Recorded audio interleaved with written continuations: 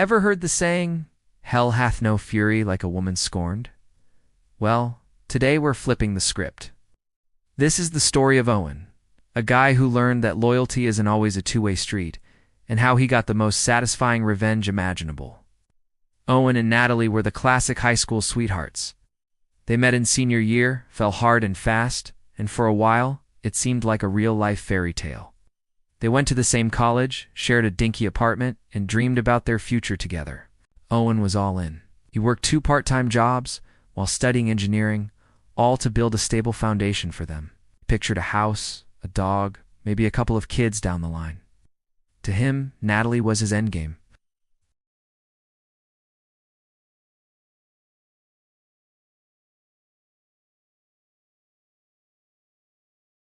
She started going out more with a new group of friends Owen had never met.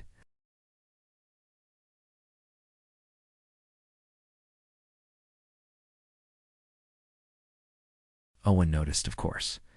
He wasn't blind. But he was loyal, sometimes to a fault. He trusted her. He believed her when she said she was just finding herself or needed some space.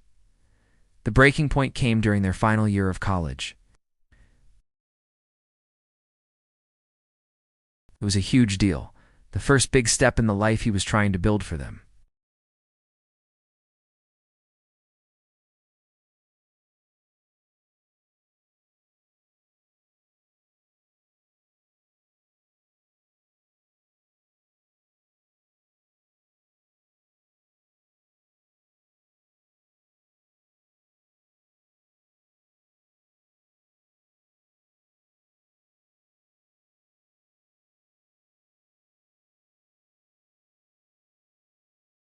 It was a message from a guy named Mark, with a heart emoji saying, "Can't wait for tonight. The world just stopped for a second." Owen confronted her, his heart pounding in his chest, and she didn't even have the decency to lie.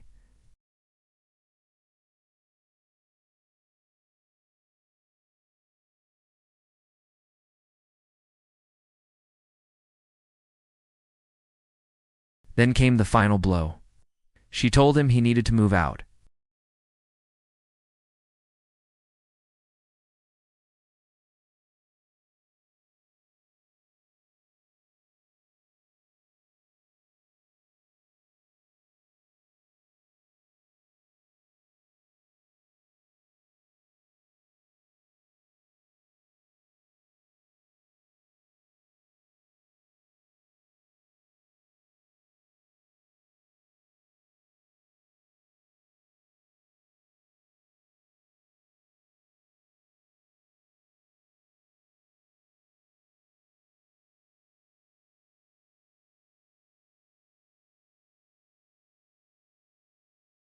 He took all that pain, all that anger, and he channeled it.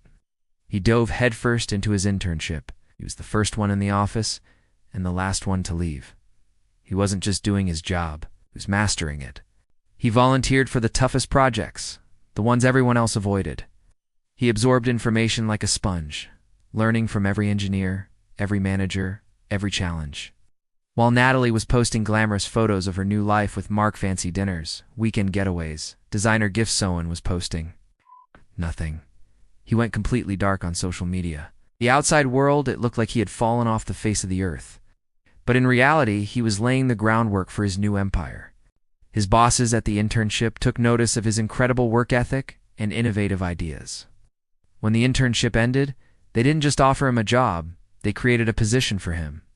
The next few years were a blur of hard work. Owen climbed the corporate ladder at a speed that was almost unheard of. He saved every penny, living frugally, his eyes always on the prize. He wasn't just earning a salary, he was investing, learning about the stock market, real estate, and tech startups. He had a vision, and for the first time, it was a vision that was entirely his own. It wasn't about us anymore, it was about me. 5 years passed. Owen was now 27 and a senior project manager at the same tech firm. He wasn't just an employee, he was an innovator.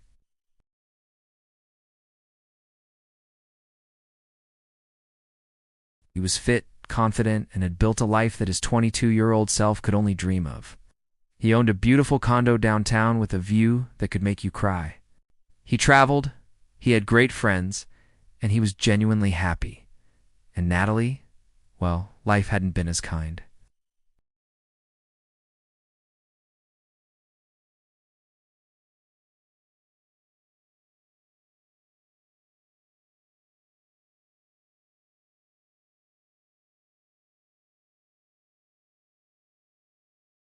And still living in a tiny apartment, scrolling through social media, and wondering why everyone else's life looks so much better than hers?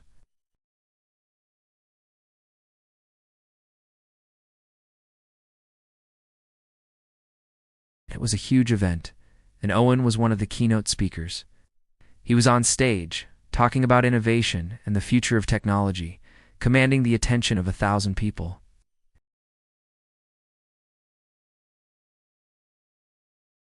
And in the audience, working as a temporary event staffer, handing out name tags and gift bags, was Natalie.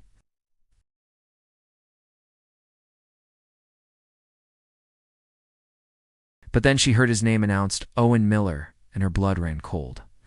She watched the entire presentation, her jaw on the floor. This confident, powerful man was the boring and predictable boyfriend she had so easily discarded.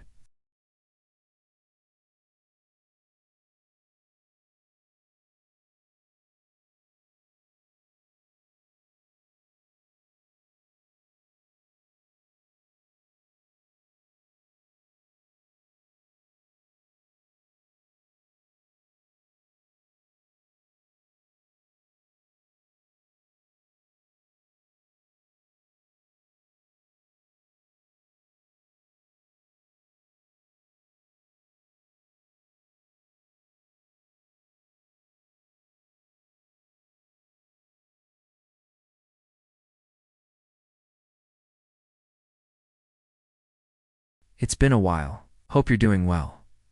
She started rambling, trying to catch him up on her life, glossing over the messy parts. She mentioned she was in between jobs and exploring her options. Then came the question he knew was coming. So are you seeing anyone? Owen just chuckled softly. I'm happy, he said simply. And it was the truth. We didn't need to list his accomplishments or rub his success in her face.